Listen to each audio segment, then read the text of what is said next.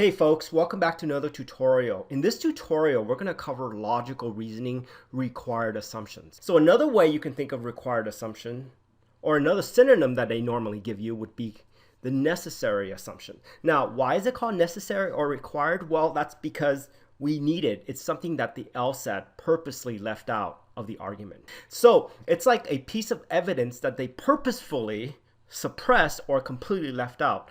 And basically, in order to derive the right answer, in order for the conclusion to make any sense, it's something that we need to find and put into the argument. Now, without that piece of evidence, the argument just doesn't make any sense and it has to make a logical leap.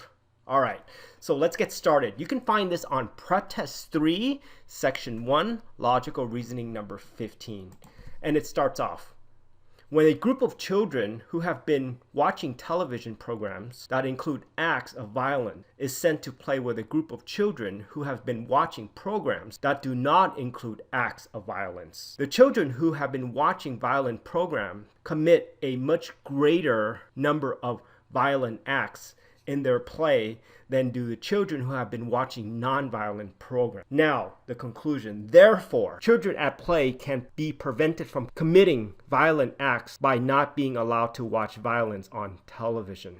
Okay, so now let's take a look at the prompt. The prompt says, the argument in the passage assumes which one of the following. All right, guys, so what's going on here? Well, to paraphrase this, what they're basically saying is that you have two groups of children, and one group watches a lot of violent television and the other one do not. And now when you observe them, the ones that committed a lot of violence are the ones that watched a lot of violent television shows.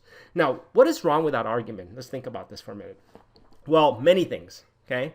First of all, they have to assume that the kids that committed a lot of violence weren't violent to begin with, okay? Suppose they have some sort of genetic predisposition to violence to begin with. They have antisocial personality disorder, something like that. So that has to be assumed. If that is not assumed, then this argument doesn't make any sense. Essentially, what they're saying is that watching violent television causes, so this is the causal argument here, causes children to exhibit violent behavior. If we take out the causal difference, this argument falls apart completely. All right, so now let's take a look at answer choice A. Television has a harmful effect on society. This is neither here nor there, and that's not something that needs to be assumed. So take a look at B. Parents are responsible for acts of their children. Okay, so now be very weary of this. This is basically a normative statement, okay?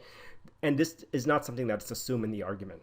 C, violent acts and passive observation of violent acts are not related. Violent actions and passive observation of violent actions are not related.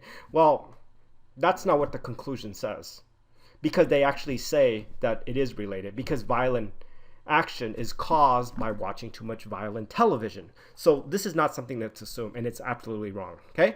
D, there are no other differences between the two groups of children that might account for the differences in violent behavior.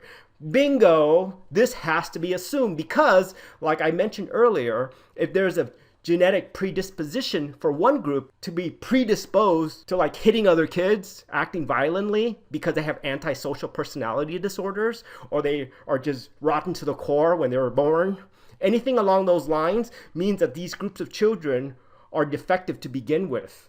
So therefore, it wasn't so much the TV that caused them to be violent. It could have been the other way around. They're violent, therefore they like to watch violent television. You see that? So D is the credited answer. E, children who are treated violently will respond with violence.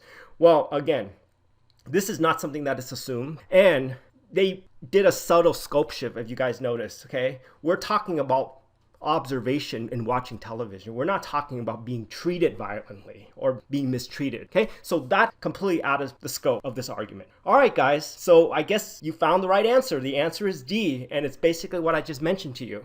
Thank you for joining me, and I'll see you guys next time.